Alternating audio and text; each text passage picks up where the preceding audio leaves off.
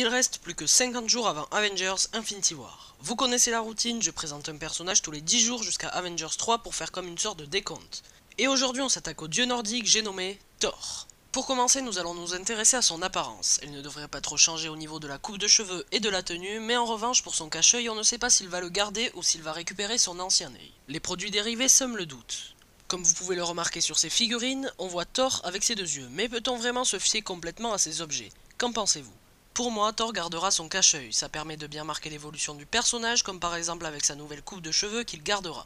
Mais ce qui va le plus nous intéresser, ça va être sa nouvelle arme. Et oui, car depuis que son marteau tout-puissant s'est fait détruire par Hela, Thor est dépourvu d'armes et va bien devoir s'en procurer une pour combattre Thanos et l'Ordre Noir. Certains pensent qu'il récupérera son marteau grâce à la magie du Docteur Strange ou encore la pierre du temps, mais il est aujourd'hui pratiquement confirmé que Thor aura bel et bien une nouvelle arme. Il s'agira de Jarlsborn, sa fameuse hache. Dans les comics, il s'agit d'une arme qui sert à Thor au début de ses aventures avant qu'il soit digne du puissant Mjolnir. Tout comme son marteau, cette hache aurait été fabriquée dans le royaume des Néants.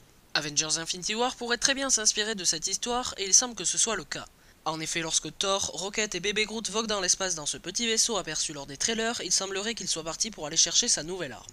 Après, le film va-t-il adapter intégralement l'histoire des comics ou vont-ils juste en prendre une partie?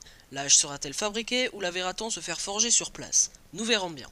Pour ce qui est des visuels, nous n'en avons aucun sur le film, mais on peut une nouvelle fois compter sur les produits dérivés. Que ce soit les figurines pop, les Lego ou autres types de produits, tous nous montrent cette hache. Et vous, aimez-vous cette hache ou préférez-vous qu'il reprenne son ancien marteau même si cela semble un peu compromis?